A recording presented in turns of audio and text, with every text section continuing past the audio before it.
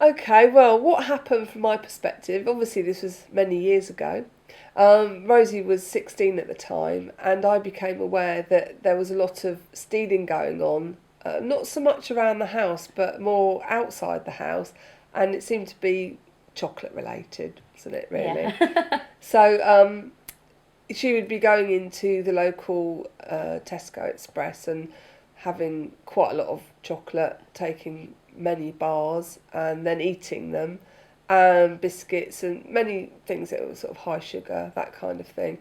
And it became very difficult because it was pretty constant every day, and we tried lots of things to try and solve it, but everything we did didn't seem to work very well.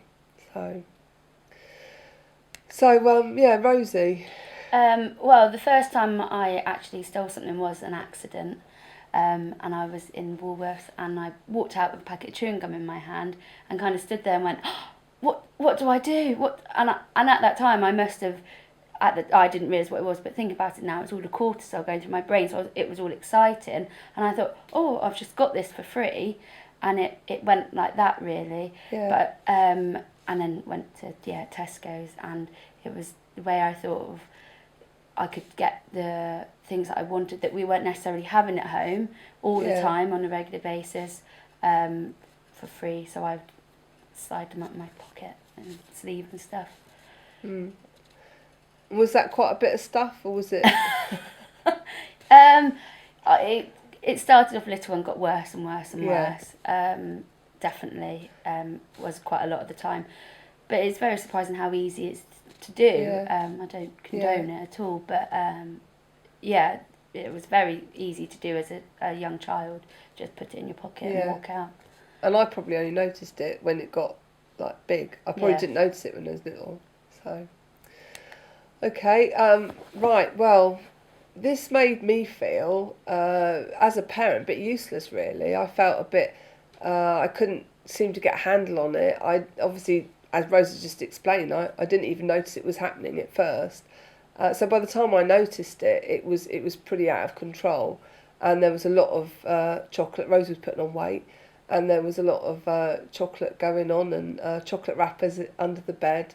So obviously, I wanted to help Rosie, but I also wanted the stealing to stop. So I did all the usual things, where you speak to the shopkeeper and speak. I spoke to Rosie about her behaviour and talked about talked about everything, but nothing we did seemed to work. So I became really frustrated about that as well. So that was yeah, it was difficult, and it seemed to go on for quite a long time as well. So Rosie, what about you?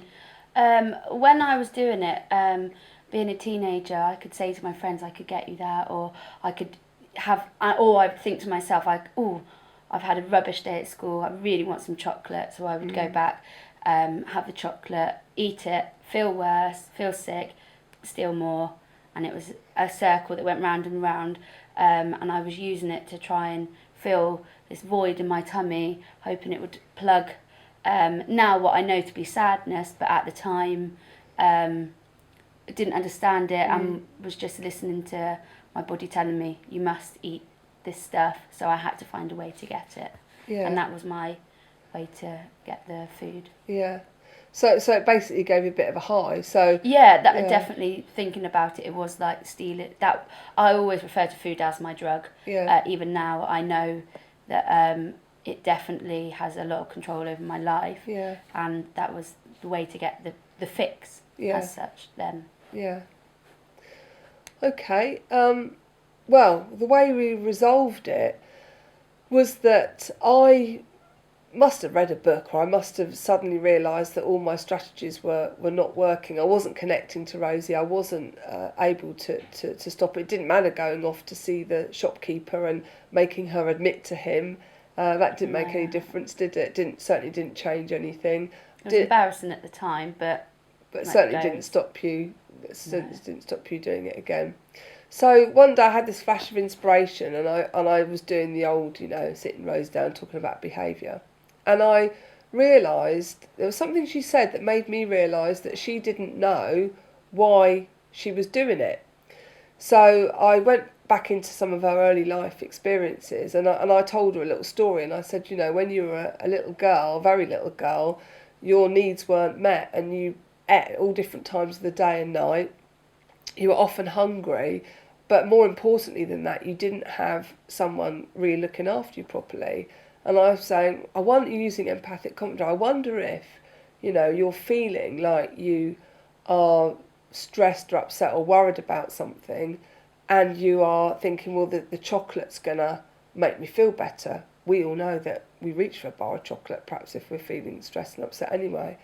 And I said to her, if you do this, you're trying to fill this void, in fact, this hole inside you. But do you know what? You could eat 1,000 tons of chocolate and it's never going to fill that void. So what will fill that void? The void was made by not getting hugs and not getting your early needs met. So the thing that's going to actually meet that void is having hugs and talking about it and exploring that. So I think that's how we resolved it, because Rosie then made that connection between, although of course at the time she went, no, that's not right.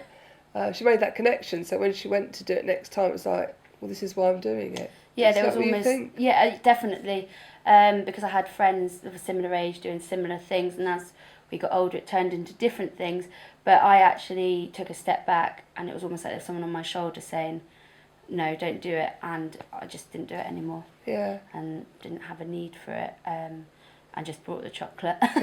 Yeah.